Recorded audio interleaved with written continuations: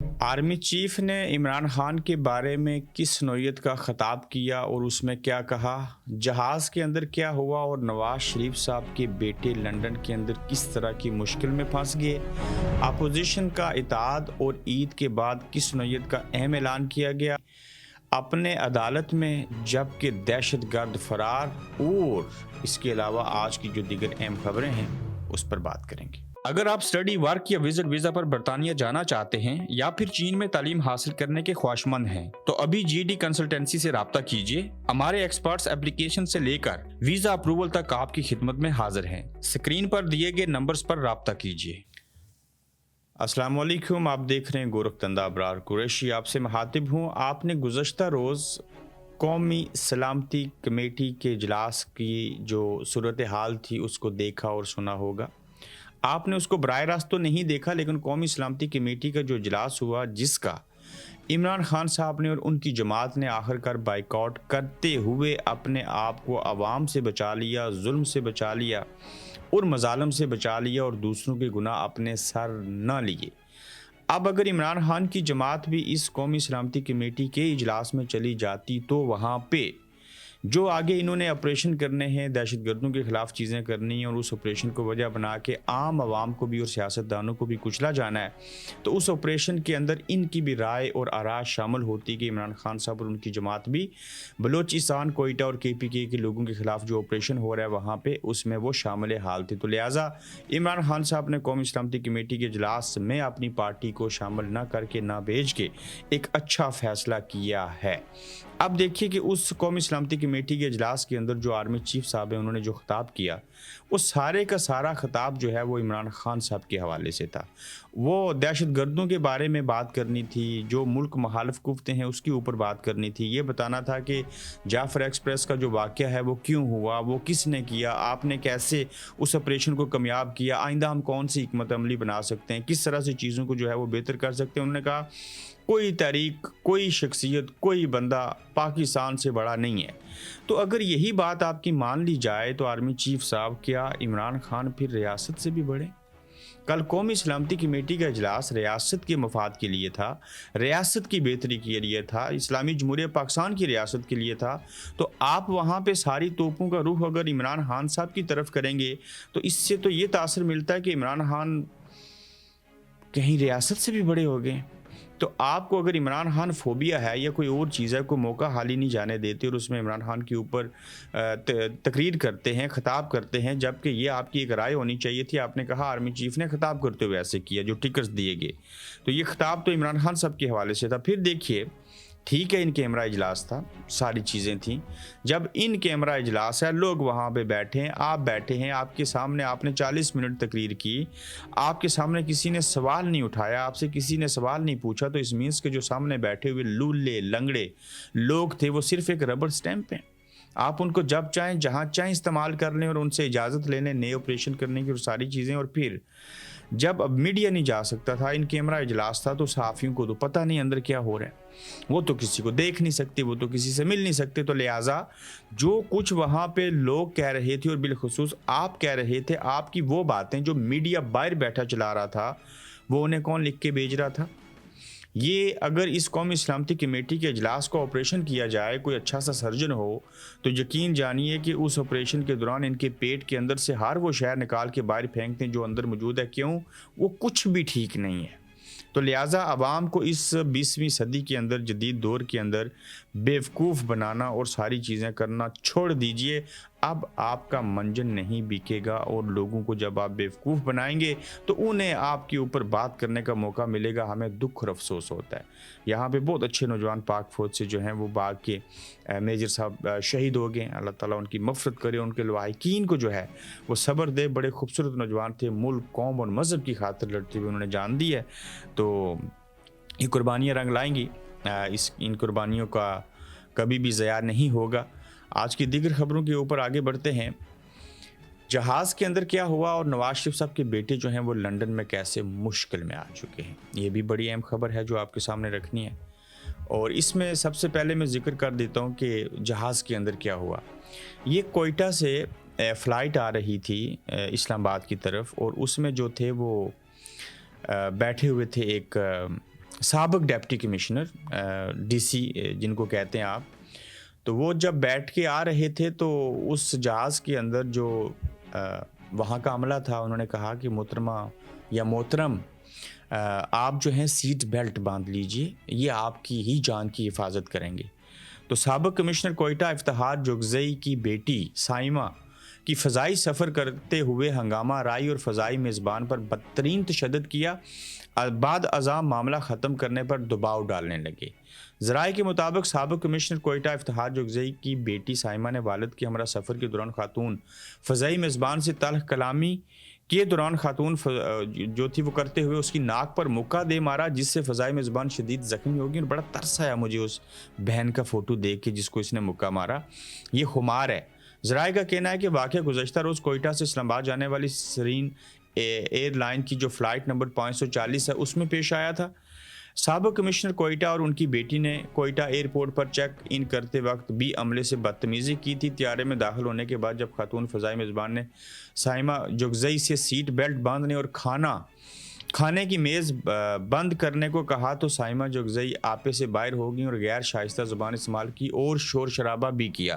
یہ دیکھیں کہ مہذب لوگ ہیں، ایک سابق ڈپٹی کمشنر کی بیٹی کا اگر یہ حال اور احوال ہے کہ آپ ٹیبل وہ جو کھلا ہے اس کو سائڈ بند کر دیجئے، سیٹ کے ساتھ لگا دیجئے، آپ سیٹ بیلٹ باندھ لیجئے، کل کوئی حادثہ ہوتا ہے یا جاتے ہوئے کوئی چیز آتی ہے تو آپ ہی اس میں محفوظ رہیں گے۔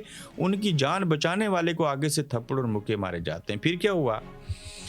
ایئرپورٹ سیکیورٹی فورس کو طیارے میں فوری طور پر طلب کر لیا گیا۔ کپتان نے باپ اور بیٹی کو آف لوڈ کرنے کے لیے کہا، لیکن سائمہ جوگزئی نے طیارے سے اترنے سے انکار کر دیا۔ ذرائع کے مطابق سائمہ جوگزئی نے غصے میں فضائی میزبان کو مکہ دے مارا۔ چہرے پر مکہ لگنے سے خاتون فضائی مسافر کی ناک سے خون نکلنے لگا، جبکہ ایک دانت بھی ٹوٹ گیا۔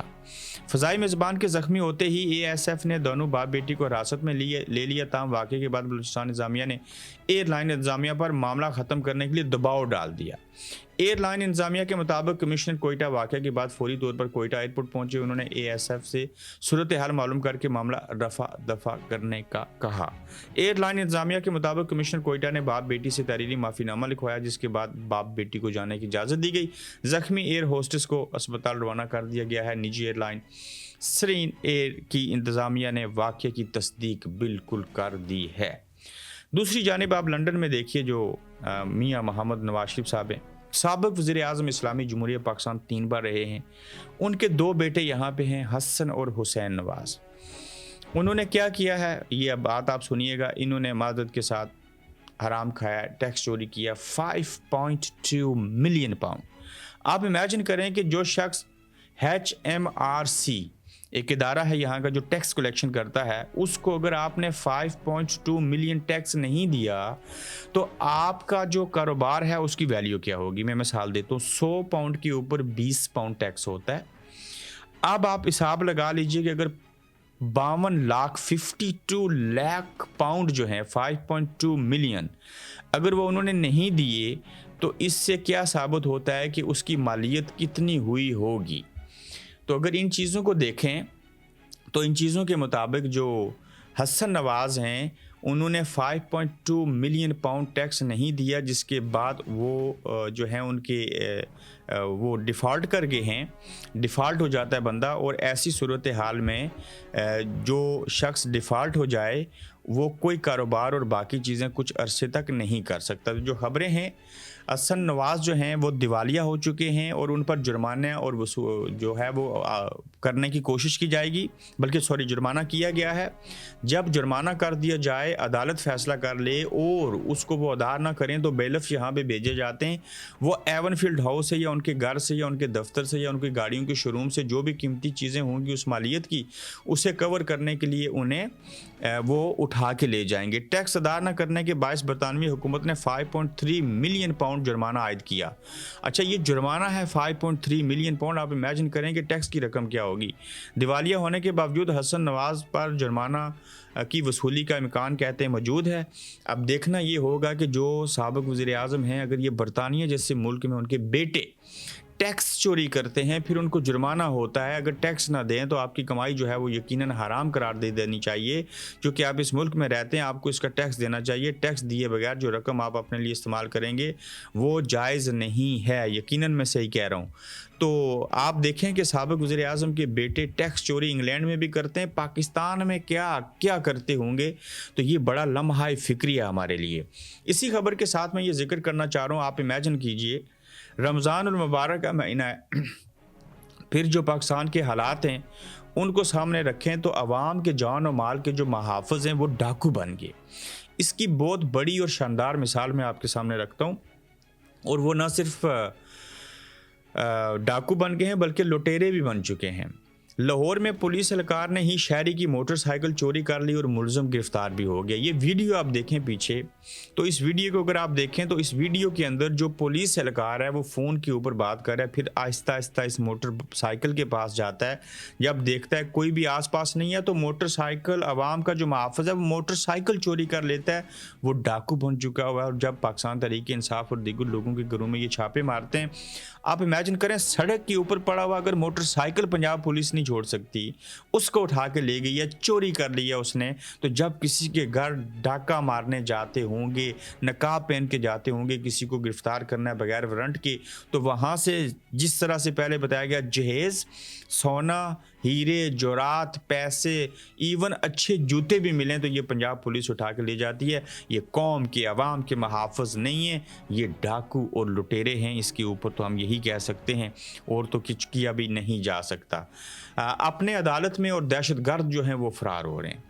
اب دیکھیں کہ جن لوگوں نے جعفر ایکسپریس کا واقعہ کیا اور جو لوگ اس میں ملوث ہوتے ہیں، جن لوگوں نے 2 دنوں میں 12 دہشت گردی کے حملے صرف KPK میں کیے، وہ جو دہشت گرد ہیں وہ ہمیشہ فرار ہو جاتے ہیں، کلبھوشن یادو ہو، ابھینندن ہو، باقی لوگ ہوں، پکڑ کے چھوڑ دیتے ہیں، مگر جو لوگ دہشت گردی کے خلاف بات کرتے ہیں آپ ان کو نہیں چھوڑتے۔ اور کیوں نہیں چھوڑتے؟ اس سلسلے میں دیکھیے کہ 26 نومبر احتجاج کے کیس میں اپوزیشن لیڈر عمر ایوب کی عبوری ضمانت خارج، انسداد دہشت گردی عدالت کا گرفتار کر کے پیش کرنے کا حکم، یعنی کہ اپنا شہری جو ہے وہ 26 نومبر کے واقعے میں انسداد دہشت گردی میں پکڑ کے پیش کرنا چاہیے، جبکہ دوسری جانب جو پاکستان کے اندر ہمارے فوجی بھائیوں کو مار رہے ہیں، شہید کر رہے ہیں، ہر روز یہ خبریں ملتی ہیں، ان دہشت گردوں کو کوئی نہیں پکڑ رہا، وہ فرار ہو رہے ہیں، لیکن اپنے لوگوں کو پکڑ پکڑ کے جیل کے اندر گھسیٹا جا رہا ہے، ان کو وہاں پہ رکھ رہے ہیں۔ تو ان دہشت گردوں کو کون پکڑے گا؟ اپنی ترجیحات کو بدلیں، سوچ کو بدلیں، نیت کو بدلیں، ارادوں کو بدلیں، کوشش کریں اپنوں کے اوپر ظلم نہیں ڈھائیں، جو بیگانے ہیں، جو دشمن ہیں، جو دہشت گرد ہیں، ان کو پکڑیں اور ان کو کٹہرے میں لے کے آئیں، اور انہیں ان جیلوں کے اندر ہونا چاہیے، انہیں انسداد دہشت گردی میں لے کے جانا چاہیے، نہ کہ آپ عمر ایوب کو پکڑ کے وہاں پہ جو ہیں وہ لے جائیں۔ اسی کے ساتھ جڑی خبر دیکھیے کہ آرمی چیف صاحب کی کرپشن اور ڈپلومیٹک پاسپورٹ اپنے پورے قبیلے خاندان کو دینے کی جو خبر انہوں نے بیان کی، اس کو آپ دیکھیں کہ احمد نورانی صاحب کے گھر پہ چھاپا مارا، ان کے بقول ISI اور جو مقامی پولیس ہے اس نے ایسے کیا، اور احمد نورانی کی والدہ نے بیٹوں کی بازیابی کے لیے اسلام آباد ہائی کورٹ میں درخواست دائر کر دی ہے۔ درخواست میں کہا گیا ہے کہ سیکٹر I-14 گھر سے آج رات 1:05 پر سادہ لباس میں لوگ دونوں کو اٹھا کر ان کے بیٹوں کو لے گئے ہیں، اور انہوں نے عدالت سے رجوع کیا اور سزا کیا ہے۔ احمد نورانی صاحب نے آرمی چیف کے خاندان کے حوالے سے، ان کے ماموں سے لے کے باقی لوگوں سے کیوں یہ بات سامنے لائی کہ ان کے پاس ڈپلومیٹک پاسپورٹ ہے، اور ان کے خلاف کیوں بولے؟ ان کی شان میں گستاخی در گستاخی ہو چکی ہے۔ بھائی سچ بولنے دو، سچ نو ڈاؤٹ کہ کڑوا ہوتا ہے، لیکن آپ کوشش کرو کہ اس کڑواہٹ کو برداشت کرنا پڑے گا۔ اور اس کے ساتھ دیکھیے کہ بڑی کہتے ہیں کہ بریکنگ نیوز ہے کہ اپوزیشن اتحاد کا عید کے بعد آل پارٹیز کانفرنس بلانے کا اعلان، اور عید کے بعد کہا جا رہا ہے کہ آل پارٹیز کانفرنس بلائی جائے گی، اور انہوں نے قومی سلامتی کمیٹی کا جو اجلاس بلایا، اس اجلاس کو بنانے کے بجائے قومی سلامتی کمیٹی کا ہی اجلاس بلانا چاہیے تھا۔ یہ جو اب پاکستان تحریک انصاف اور اپوزیشن اتحاد، جس میں مولانا فضل الرحمان، محمود خان چکزئی، شاہد خاقان عباسی، مولانا ناصر اور یہ جتنے لوگ ہیں، انہوں نے عید کے بعد جو ہے وہ اجلاس بلایا ہے آل پارٹیز کانفرنس کا۔ یقیناً اس میں اچھی سچی کھری باتیں ہوں گی، تو دیکھتے ہیں کہ اس کے اندر چیزیں جو ہیں وہ کیا ہوتی ہیں۔ آخری خبر آپ کے ساتھ میں شیئر کروں گا، کاز لسٹ جو ہے وہ منسوخ ہوگی، اور اس کے بجائے میری عدالت کی بنیاد پر کہ جو ہے وہ آرڈر جو ہیں ان کو اڑا کے رکھ دیا گیا ہے۔ یہ جسٹس اعجاز اسحاق کہتے ہیں عدالتی حکم کے باوجود بانی پی ٹی آئی سے ملاقات نہ کروانے پر مشال یوسف زئی کی جیل سپرنٹینڈنٹ کے خلاف توہین عدالت کی درخواست کے کیس کی کاز لسٹ منسوخ ہونے پر عدالت نے ڈپٹی رجسٹرار جوڈیشل کو ذاتی حیثیت میں طلب کیا ہے. جسٹس سردار اعجاز اسحاق خان نے ایڈوکیٹ جنرل اسلام آباد کو بھی ذاتی حیثیت میں طلب کیا اور ریمارکس دیے ہیں کہ کیس آج عدالت میں مقرر تھا, کاز لسٹ کیسے منسوخ کی گئی. تو یہ وہ معاملہ ہے جس میں مشال یوسف زئی نے بطور وکیل عمران خان صاحب سے ملنا ہے. عدالت نے اس کے اوپر اپنی بندی کو جیل میں بھیجا تھا کہ عمران خان صاحب بتائیں, کنفرم کریں کہ کیا مشال یوسف زئی ان کی وکیل ہیں یا نہیں. کنفرم ہونے کے باوجود عدالت کے کہنے کے باوجود جیل سپرنٹینڈنٹ جو ہے وہ نہیں ملنے دے رہا مشال یوسف زئی کو عمران خان صاحب سے. تو اس کے اوپر عدالت نے نوٹس لیا کہ ہمارے احکامات کو کیوں آپ جو ہیں وہ نظر انداز کر رہے ہیں. تو اس سے پہلے بھی نظر انداز ہوتے رہے, یہ کوئی نئی بات تھوڑی ہے. تو یہ آج کا گورکھ دھندا تھا. اپنا خیال رکھیے گا, جلد آپ سے پھر ملیں گے. آپ دیکھ رہے ہیں گورکھ دھندا ابرار قریشی کے ساتھ.